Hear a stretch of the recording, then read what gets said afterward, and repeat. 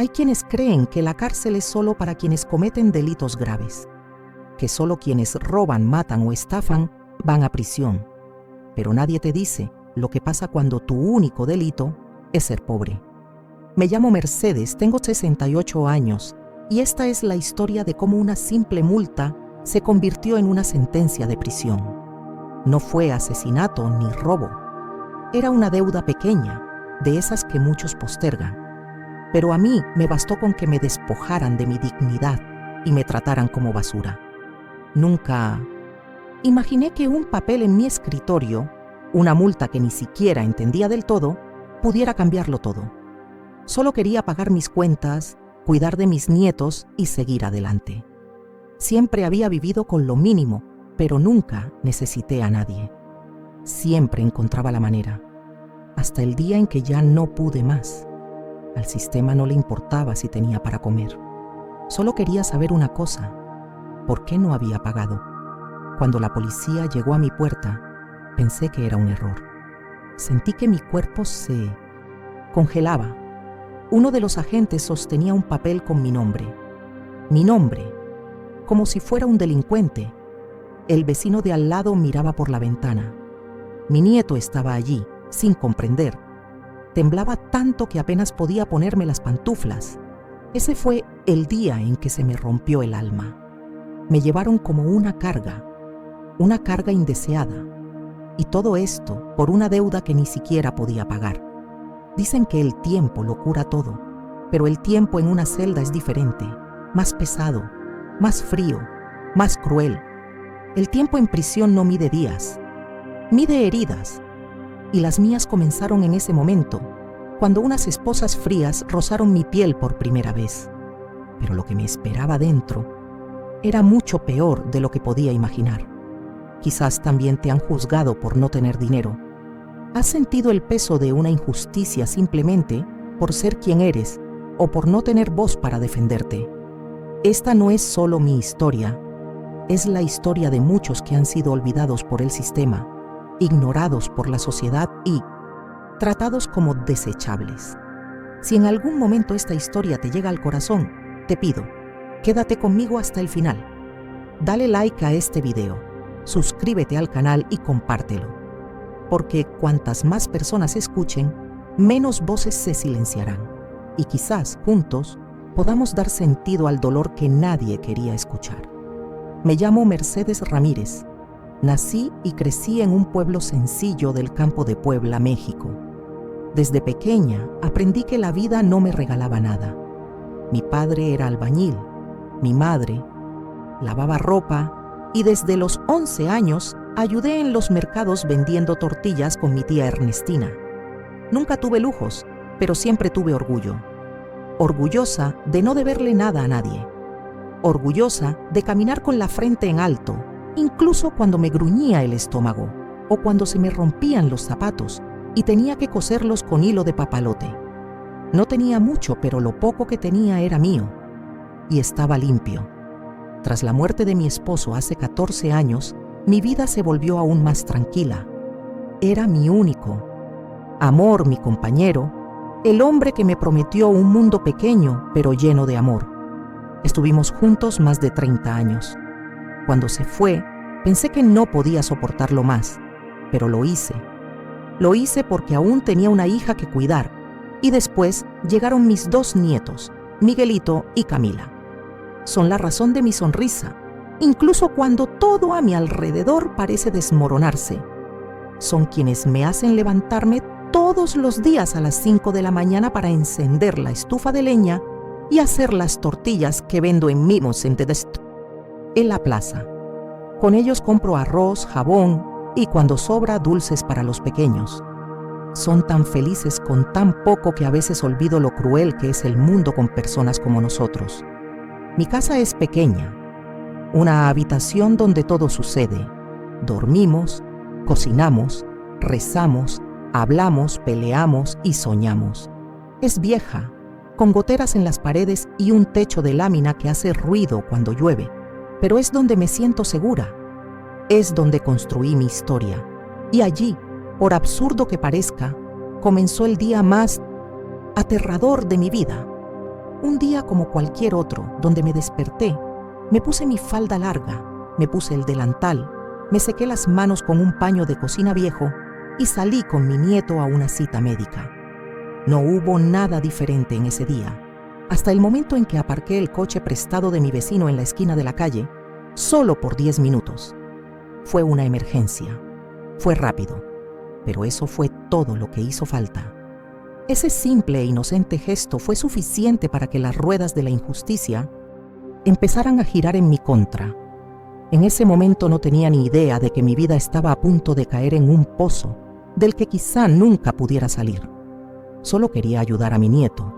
Solo quería que se asegurara de no faltar a su cita. Pero el destino a veces tiene una crueldad que enseñarnos que el mundo no perdona a los pobres, ni siquiera cuando hacen todo bien. Y lo que comenzó como un trozo de papel dejado en el parabrisas, pronto se convertiría en una sentencia silenciosa y brutal. Fue solo una visita rápida al médico, solo una nota en el parabrisas.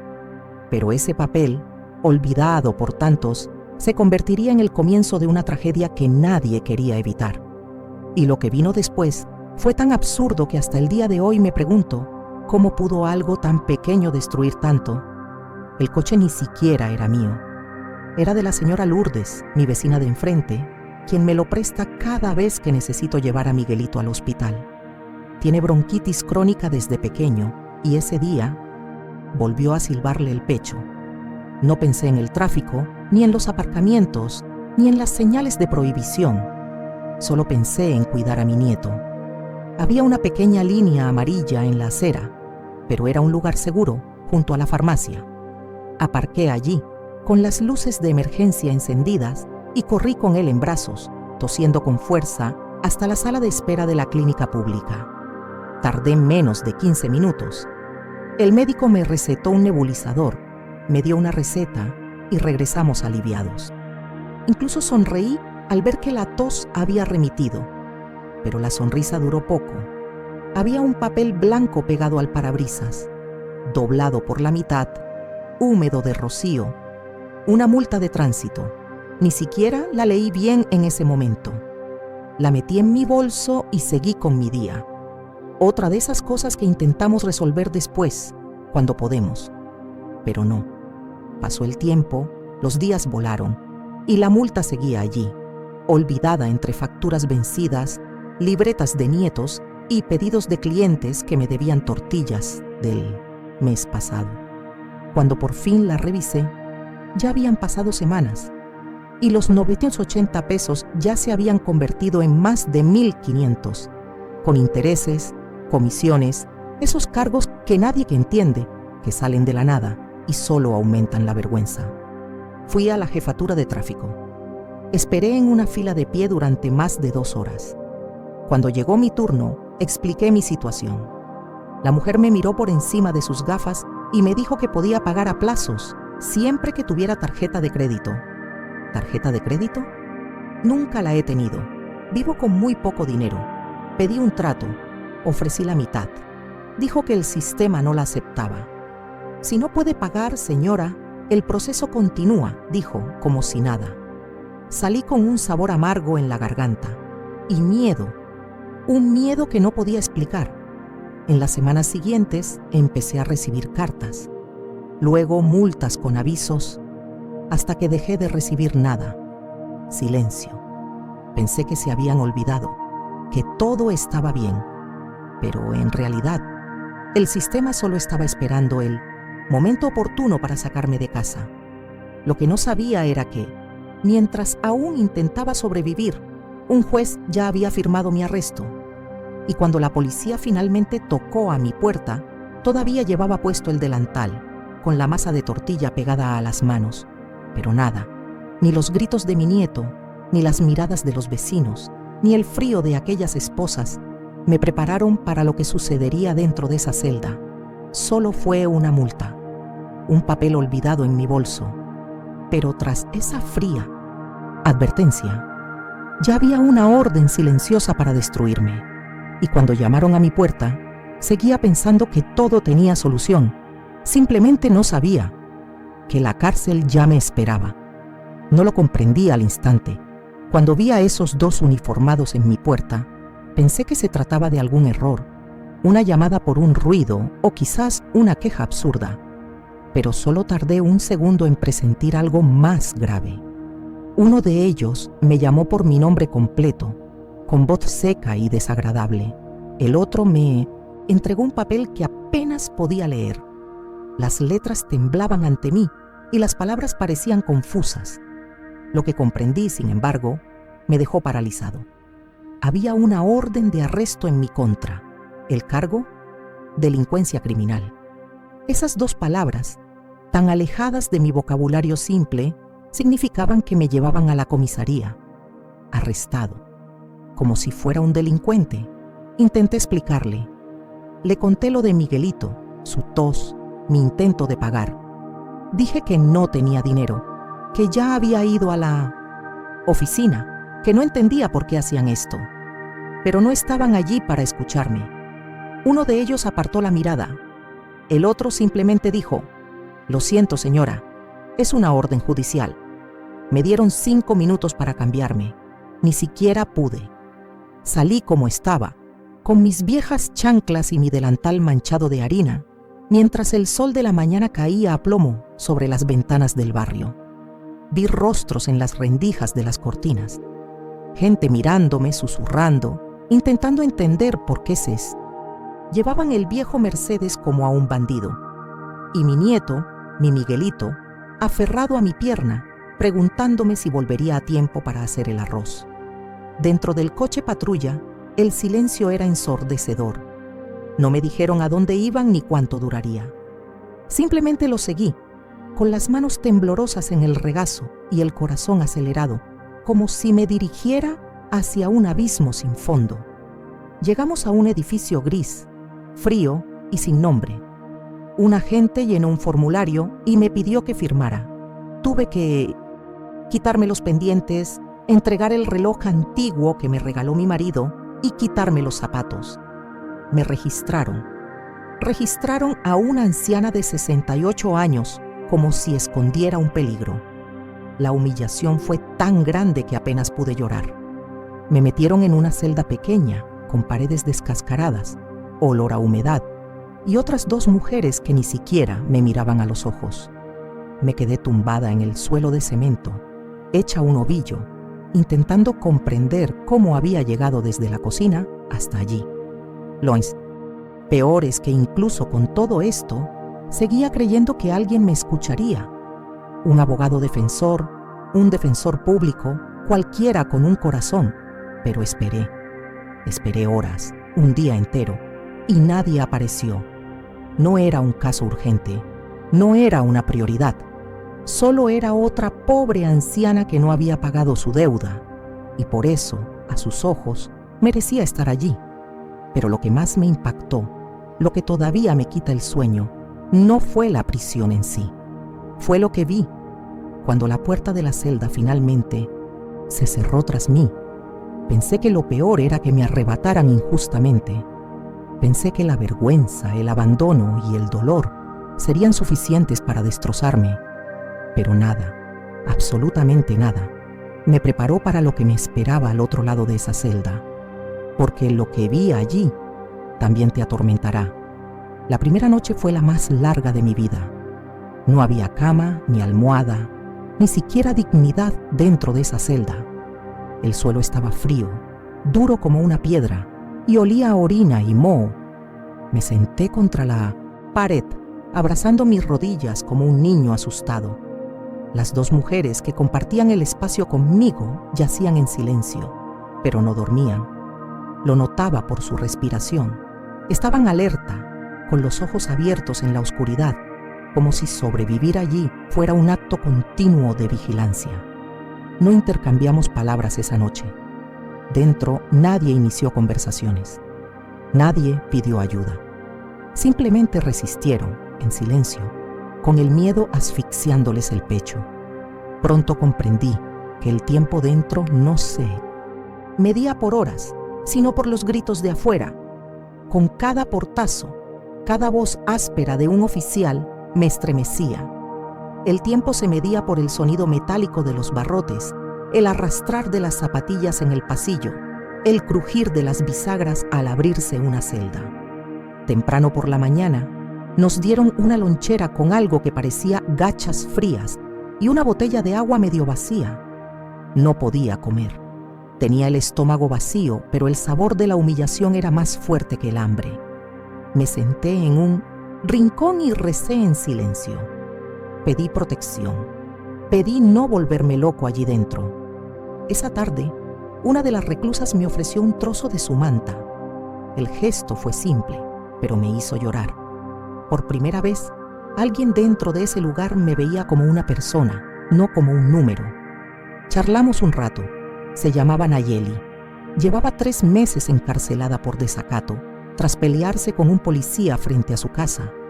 Me dijo que la vida allí era una guerra constante y que si quería sobrevivir, tendría que aprender a callar. Aquí dentro, señora, a nadie le importa lo que pasamos afuera. Aquí todos son culpables, hasta el alma, dijo. Y esas palabras me impactaron, como una sentencia más fuerte que cualquier documento oficial. La segunda noche, no pude dormir. Una joven en la celda de al lado empezó a gritar. Dijo que tenía dolor. Llamó a la puerta pidiendo ayuda.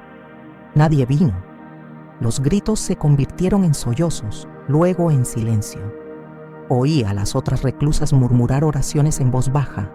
Tenía miedo de que esto me pasara, miedo de enfermarme y que nadie supiera mi nombre. Y fue en ese momento, acurrucada en la oscuridad, que comprendí.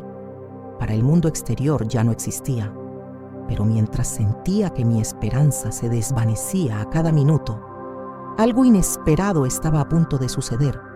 Fuera de esa prisión, una persona que jamás imaginé comenzaría a cambiar el curso de mi historia. Los días en prisión comenzaron a difuminarse. Ya no sabía si era lunes o viernes.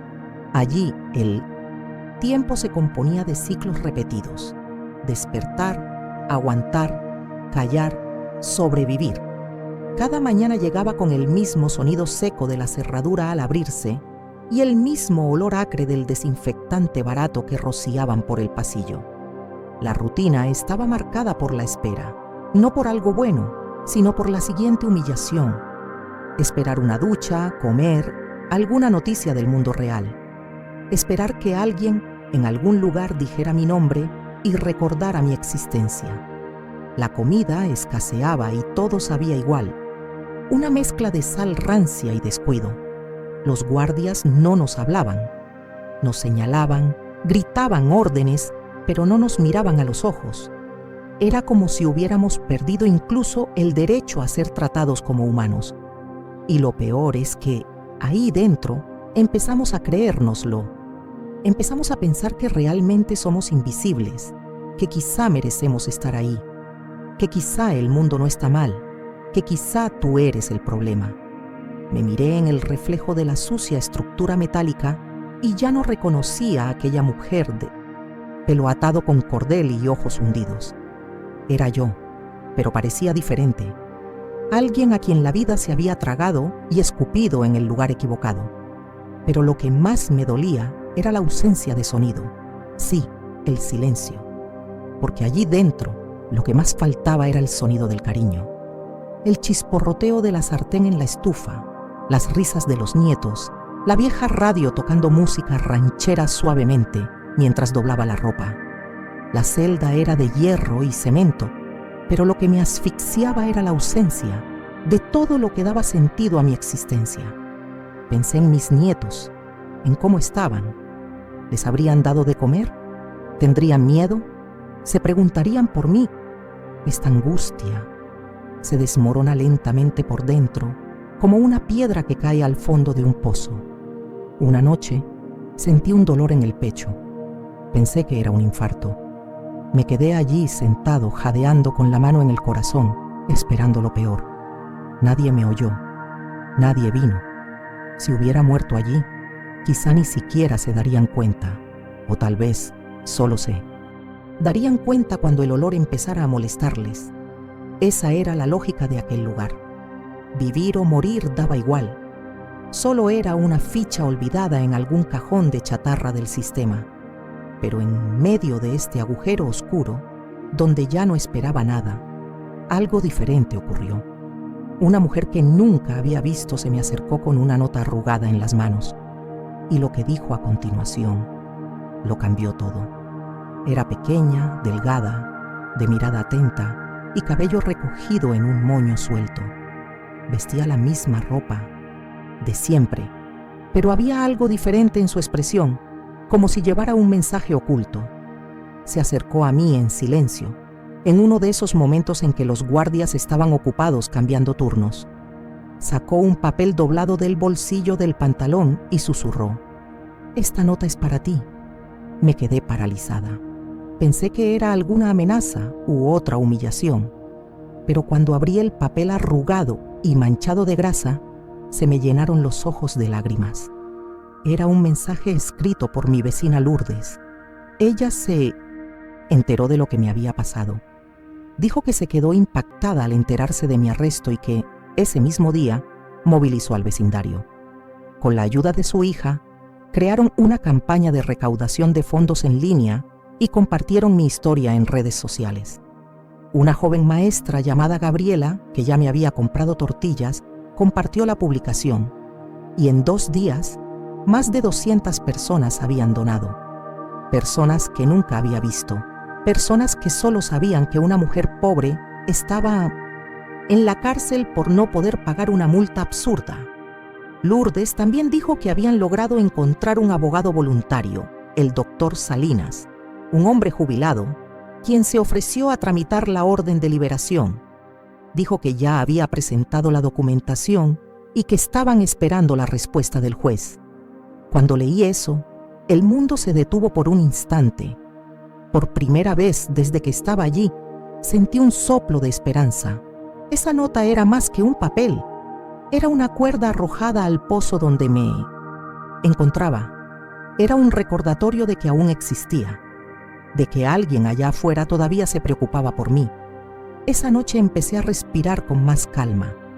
Seguía durmiendo en el suelo, seguía comiendo migajas, seguía sufriendo. Pero en mi interior algo había cambiado. Sabía que alguien luchaba por mí y eso me dio la fuerza para soportar lo que estaba por venir. Los días siguientes fueron lentos. Cada amanecer parecía eterno. Y aunque sabía que había una posibilidad, la ansiedad empezó a consumirme. La esperanza, cuando nace en tierra firme, es demasiado frágil. Cualquier mal presentimiento puede destruirla. Pasé horas mirando la puerta de la celda, imaginando a alguien entrando con una respuesta. A veces me sorprendía creando diálogos en mi cabeza. El oficial llamándome, el juez reconsiderando, mi nieta esperándome afuera con un fuerte abrazo. Pero el silencio siempre regresaba y aprendí una vez más a esperar. Mientras tanto, los demás reclusos también empezaron a mirarme con otros ojos. Algunos, curiosos, preguntaban qué decía la nota. Otros, en silencio, simplemente me daban trozos de pan o me dejaban tumbado. Era como si en aquel entorno brutal y descuidado empezara a surgir un hilo de humanidad, un hilo frágil, pero real. Una noche, una de las reclusas, una mujer alta y de rostro severo que rara vez hablaba, se sentó a mi lado y me dijo: «Si sales, no te olvides de nosotras». Tragué saliva con dificultad.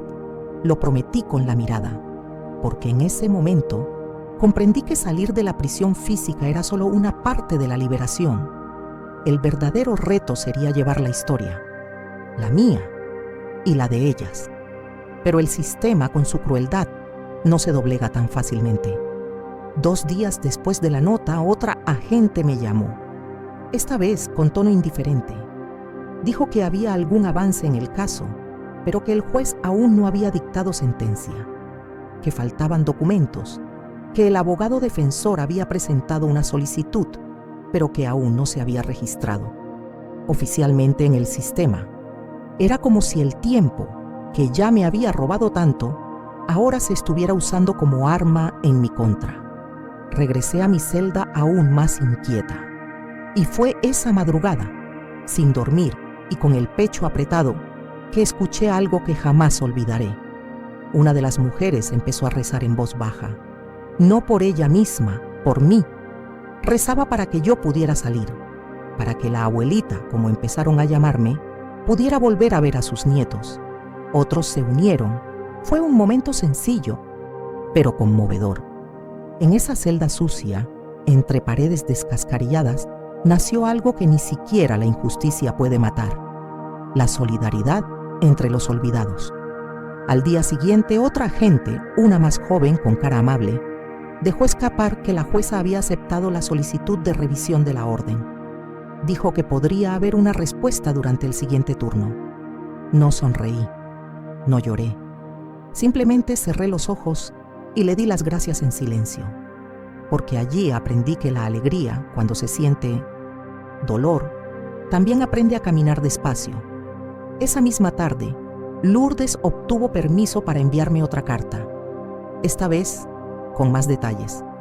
Explicó que el video de financiación colectiva había superado las 40,000 visualizaciones, que los periódicos locales estaban empezando a investigar el caso, que el doctor Salinas había reunido pruebas de que la multa se había malinterpretado como un incumplimiento penal, algo legalmente insostenible, y que intentaba presionar al Departamento de Asuntos Internos para que agilizara la decisión. Sabía que en casos como el mío, el tiempo era el enemigo. Cada palabra de esa carta me reconfortaba un poco. Era como si mis manos cansadas tejieran lentamente un nuevo hilo de esperanza, fino, pero fuerte. Leí y releí ese papel hasta casi memorizarlo todo. Dormí con él doblado dentro de mi blusa cerca del pecho, porque aunque el sistema quería que me olvidaran, alguien allá afuera me recordaba, y aun cuando la libertad parecía más cercana, aún me esperaba un último golpe del sistema, uno que pondría a prueba mi fe hasta el límite, porque el juez, a pesar de todo, aún no había firmado la liberación, y ese día, cuando por fin llegaría la respuesta, el alguacil llegó tarde. Un simple retraso significaría otras 48 horas en la cárcel, 2 días más de tortura emocional, y quizás el riesgo de que todo se borrara de nuevo, como si nunca hubiera existido. Pero en esa noche oscura, entre susurros y promesas hechas en la oscuridad, decidí que si salía de allí con vida, mi misión no sería solo empezar de cero, sería contar la historia y dar voz a todas las historias que nunca se han escuchado. Allí, sentada en la celda número 7, con las rodillas doloridas y el alma destrozada, empecé a pensar en cuántas otras mujeres estaban en la misma situación, cuántas doñas Mercedes estaban dispersas por las cárceles del país, cuántas mujeres curtidas por el clima fueron empujadas al sistema no por ser peligrosas, sino por ser pobres. El problema nunca fue la multa. El problema fue el silencio, la falta de escucha, el desprecio. No me arrestaron por violar la ley, sino por no tener voz en ella. La celda en la que me encontraba era pequeña, húmeda, con paredes que parecían olvidadas por Dios. Las otras mujeres compartían conmigo no solo el espacio, sino también el dolor. Había una madre que había sido arrestada por vender pasteles fuera de la escuela sin permiso. Una joven indígena que no entendía bien el español legal y por lo tanto firmó algo que no debía. Una mujer que fue encarcelada por no pagar la manutención de un nieto que ya no vivía con ella. Historias diferentes, injusticias similares. Y lo peor, nadie de afuera conocía estas historias. O peor aún, nadie quería saberlas. Esa celda era un retrato de la injusticia social. Mujeres diferentes, de distintas edades, colores y orígenes, pero todas con algo en común. Nadie las oía cuando gritaban. Nadie las defendía cuando caían. Nadie las veía como personas, solo como estadísticas. Y lo más cruel de todo es que la mayoría estábamos allí por razones que podrían haberse resuelto con conversación, con una segunda oportunidad, con empatía. Pero la empatía hoy en día parece un lujo. Solo existe para quienes tienen un apellido fuerte, una cuenta bancaria o un abogado privado. Me preguntaba cómo un sistema que se proclama justo podía ser tan ciego a la realidad de los más necesitados. ¿Cómo podía ser normal condenar a una mujer de casi 70 años por una multa, olvidada, mientras tantos delincuentes reales seguían libres, protegidos por cargos, apellidos o amistades influyentes? Es como si el crimen se midiera no por la gravedad del acto, sino por la fragilidad del perpetrador, o mejor dicho, de quienes no podían defenderse. Mientras el Estado lo ignora, mientras el sistema arresta a quienes debería proteger, la prisión se llena de inocentes. Y desde afuera, todo sigue como si nada hubiera pasado. Quienes van al mercado a comer mis tortillas no se imaginan que pasé días durmiendo en el suelo por no poder pagar una multa. Quienes pasan corriendo a mi lado en la calle no saben que estaba esposado como un delincuente por una deuda ridícula. Pero quizás esto sea lo más peligroso de todo esto, la indiferencia. La forma en que la sociedad se ha acostumbrado a ver el sufrimiento como algo común, como si algunos dolores ni siquiera merecieran ser mencionados. Hay una soledad que surge cuando el dolor se vuelve invisible. Y fue esta soledad la que me acompañó durante todas esas noches de insomnio, tumbado sobre un trozo de hormigón frío. Fue allí donde comprendí que el verdadero abandono no proviene solo de la ausencia de personas, sino del abandono institucional, moral y humano.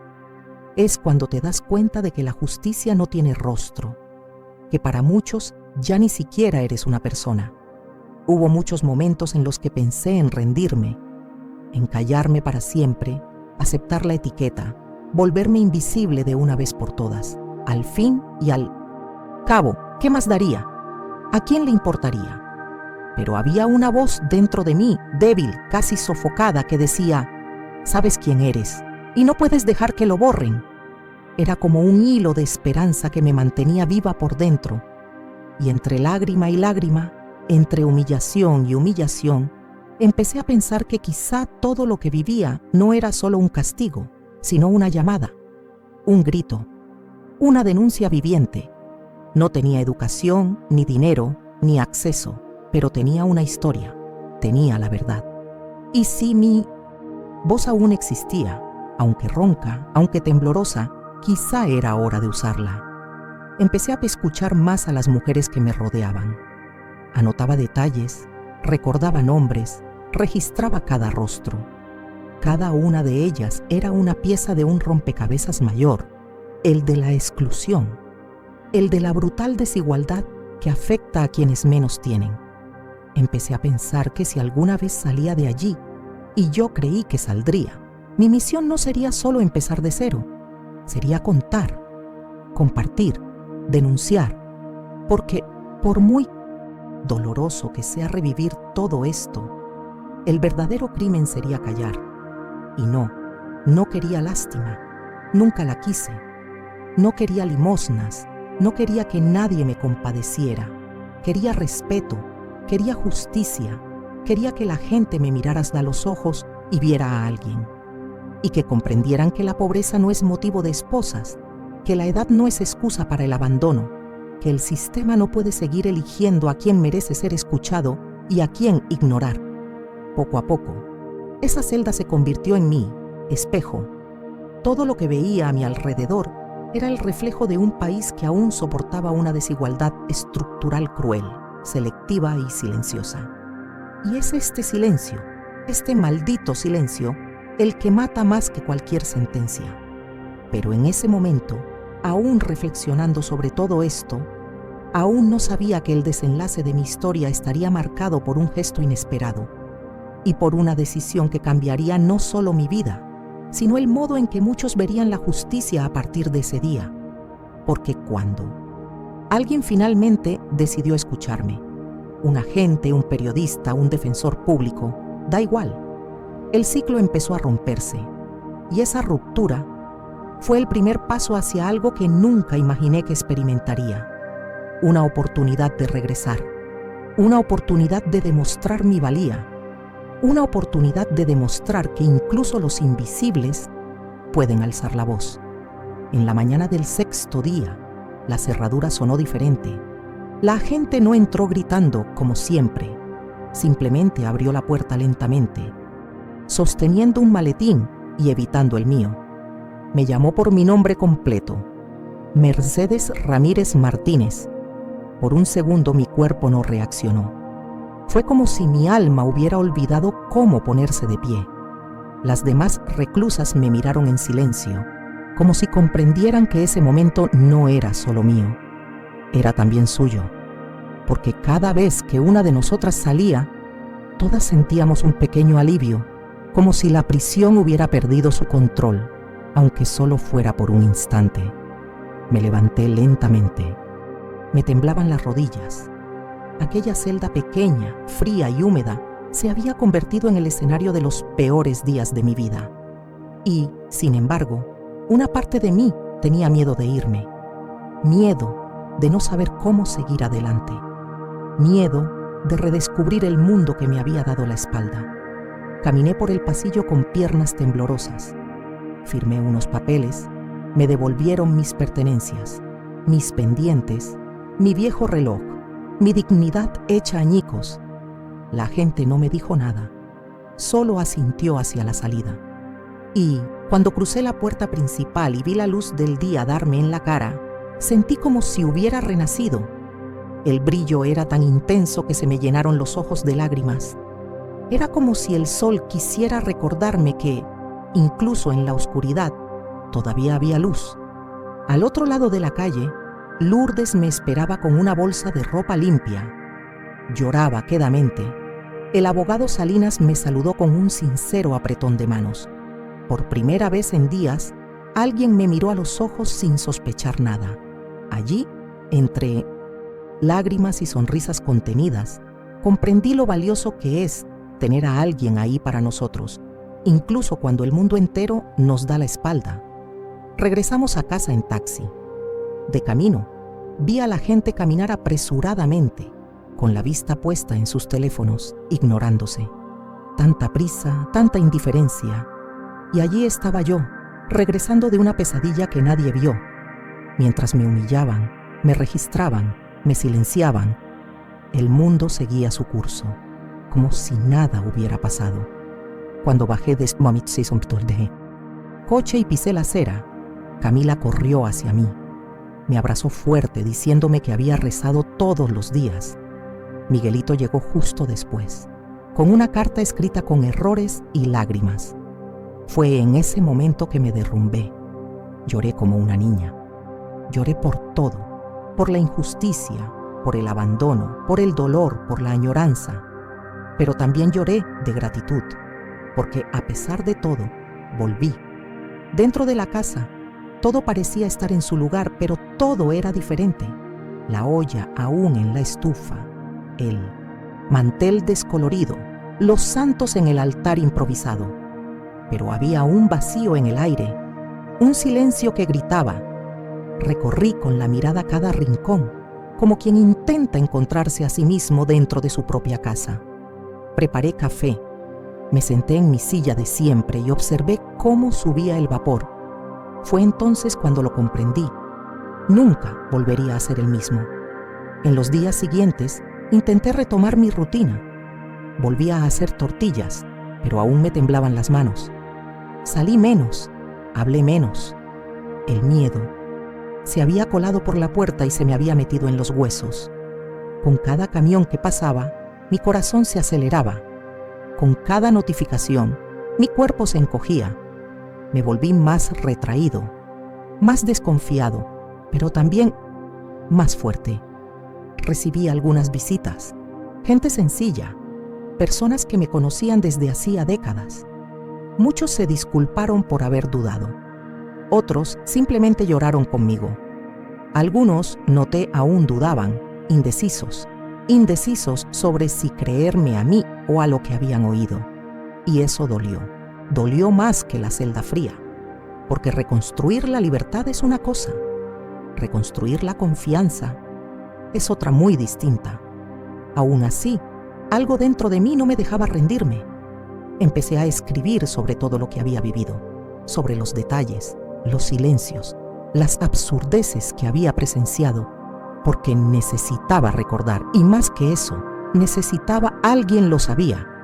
Empecé a escribir solo para mí, pero con el tiempo, esas palabras se convirtieron en puentes. Alguien las leyó, las compartió, y, poco a poco, mi voz empezó a llegar a otros rincones. Voces también empezaron a buscarme, mujeres como yo, mujeres que también habían sido olvidadas, encarceladas por ser pobres, juzgadas por ser invisibles. Fue entonces cuando comprendí que mi historia no era solo mía, que la injusticia que sufrí era un reflejo de algo mucho mayor, un sistema que no escucha, que no pregunta, que no duda de su propia crueldad. Hoy camino con cuidado, pero camino con la frente en alto, no porque todo se haya resuelto, sino porque sobreviví. Y sobrevivir, en este mundo que insiste en borrar a los más débiles, ya es un acto de resistencia. Miguelito volvió a sonreír. A Camila le gusta dormir acurrucada junto a mí. Mi hija sigue distante, pero me escribe de vez en cuando. La vida no ha vuelto a ser como antes, pero tampoco se ha detenido. Y eso solo es mucho. Desde entonces, nunca he vuelto a ser la misma. El miedo persiste, la cicatriz persiste, pero también una fuerza que desconocía. Ahora sé, incluso los más sencillos, incluso los olvidados, incluso los invisibles, pueden encontrar una voz cuando alguien decide escuchar. Y a veces, una simple decisión de preocuparse puede cambiar el destino de quienes antes estaban condenados al silencio. Y por eso sigo contándola, porque esta no es la última historia que tengo que contar. Podrías pensar que mi historia fue un caso aislado, una falla del sistema, un triste episodio entre muchos, pero lo cierto es que hay cientos, quizás miles, de mujeres como yo, viviendo el mismo dolor en silencio. Mujeres que cargan con el peso de la pobreza como si fuera un delito. Mujeres que no tienen a nadie que las defienda, que no tienen dónde caer y que son arrojadas a un sistema diseñado para aplastar a quienes nacen con poco. Y si estoy aquí hoy contando todo esto con voz firme y el corazón palpitante, es porque alguien, en algún momento, decidió no ignorar mi dolor, decidió no tratar mi sufrimiento como una estadística. Si has escuchado mi historia hasta aquí, debes entender algo. No se trata solo de mí, se trata de tu madre, de tu abuela, de tu vecino. Se trata de cualquiera de nosotros, porque cuando la justicia empieza a castigar a los que menos tienen, cuando la pobreza se convierte en motivo de condena, todos estamos en riesgo. El silencio mata más que una celda, y la indiferencia es lo que alimenta este sistema podrido que sigue tragándose a inocentes cada día. Por eso es importante contar estas historias, porque mientras haya una voz dispuesta a clamar por quienes ya no pueden hablar, aún hay una oportunidad de cambio. Y si esta historia te conmovió de alguna manera, si te hizo reflexionar, si te hizo querer ver a otros con más humanidad, no dejes que termine aquí. Suscríbete al canal porque cada video que ves hasta el final, cada historia que compartes, es una forma de decirle al mundo, me importa. Y eso ya es el comienzo de algo más grande. Y si pensaban que lo que me pasó fue duro, esperen a escuchar lo que le pasó a otra mujer, doña Josefina, quien pasó 8 años en prisión por un delito que nunca ocurrió. No tenía multa, ni vecino, ni recaudación de fondos. Todos la olvidaron, hasta el día en que apareció un viejo video que reveló una verdad que nadie quería ver. Pero esa es una historia que os contaré en el próximo video.